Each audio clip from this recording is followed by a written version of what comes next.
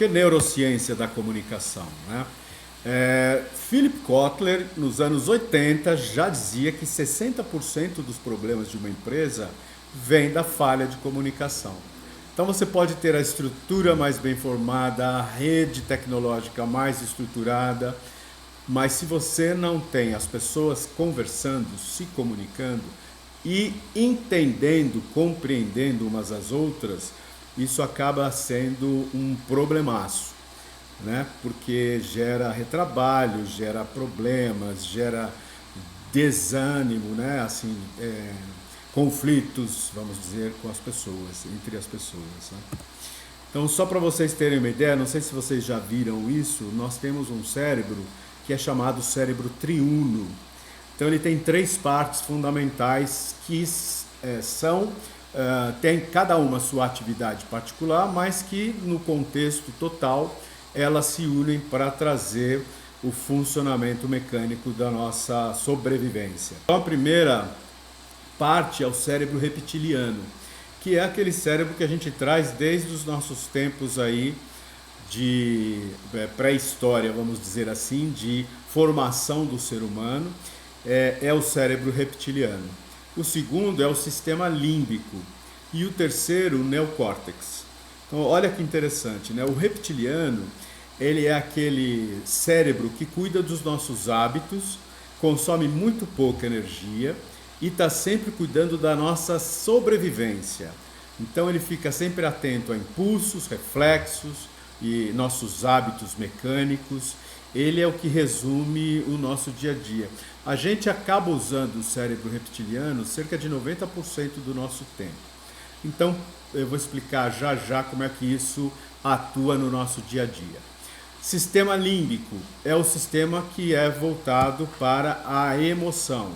Então todos os propagandas, anúncios e etc., que são sempre voltados à questão da humanidade, à questão dos nossos desejos, sonhos e características, são sempre influenciados pelo sistema límbico.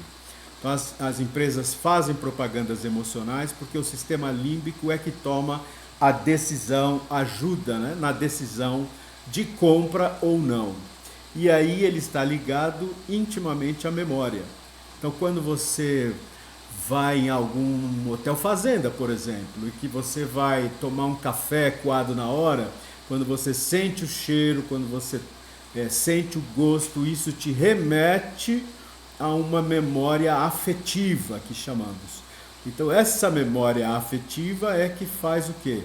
Com que a pessoa crie conexões com momentos, situações e, óbvio, produtos.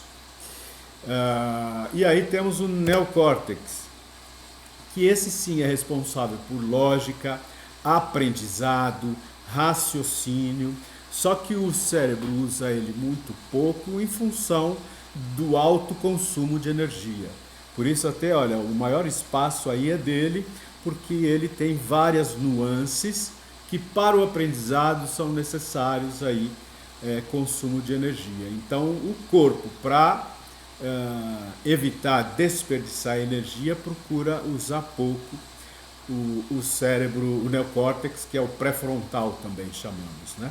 Alguma dúvida aqui? Então vamos lá, pessoal. Então, para que isso serve no nosso dia a dia? Porque veja, quando a gente tem alguém chegando para conversar conosco ou nos solicitando uma demanda, nos 2 primeiros segundos e meio, a primeira impressão e a avaliação de segurança é feita pelo reptiliano. Então ele vai avaliar se você é uma ameaça ou é uma oportunidade, qual é o tom dessa pessoa ou desse comunicado, dessa mensagem, urgência, clareza da mensagem. Então a reação inicial do reptiliano e sua, né, obviamente, nos 2 primeiros segundos é sobre a questão de sobrevivência, ameaça ou não. Já nos próximos 7 segundos, o cérebro trabalha com o sistema límbico. Então ele vai fazer uma avaliação mais emocional dessa situação. Confio em quem está pedindo, me sinto respeitado, tenho conexão, isso que está vindo para mim faz sentido, ok? Então aqui relacionamento e empatia são decisivos. Do límbico vai para os 30 segundos, que vai ser o processamento racional. Então vai estar voltado aos dados, contexto e justificativa. Então, pessoal, esse é o caminho. Por isso é que eu tenho que me preocupar em ter uma comunicação excepcional, clara, sem esperar que o outro entenda, mas sim checar se o outro entendeu. Certo? Porque a minha decisão vai estar pautada nessas 3 etapas iniciais.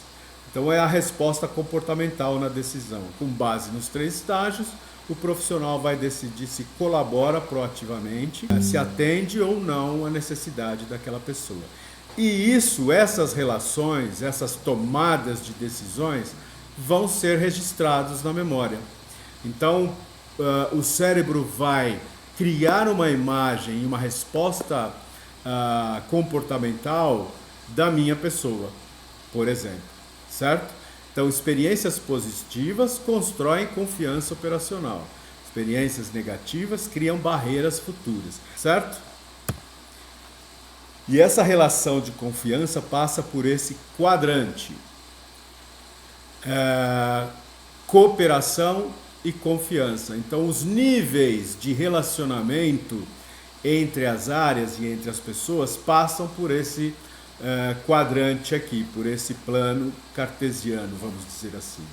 Então, a relação de alta confiança, por exemplo, com alta cooperação, traduz em parceria estratégica, ou seja, pessoas que estão conectadas, que confiam umas nas outras, tendem a se cooperar muito mais.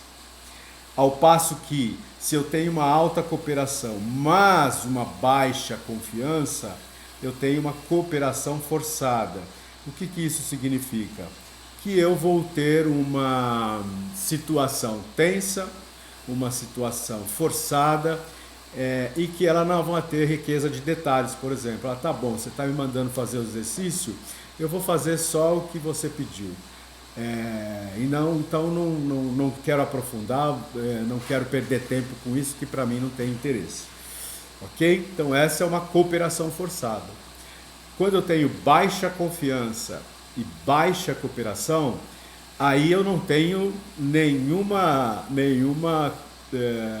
trabalho positivo, porque eu sou daquelas pessoas que eu não confio em ninguém e que eu também não quero trabalhar com ninguém. Então, se eu estiver sozinho, para mim é melhor.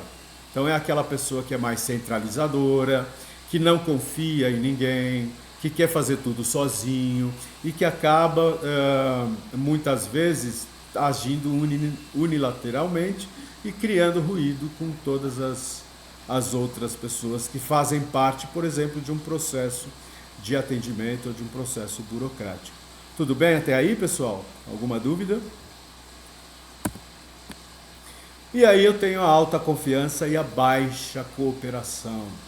É aquela relação que eu sou amigo bastante daquela pessoa, seja homem ou mulher. Eu tenho aquele colega de trabalho que a gente se dá bem, a gente vai almoçar, mas é um cara que não entrega, é uma pessoa que eu confio porque ela é uma pessoa honesta, a gente tem um relacionamento fora do trabalho, mas essa pessoa é uma pessoa preguiçosa, é uma pessoa que não cumpre tarefa, que é indisciplinada.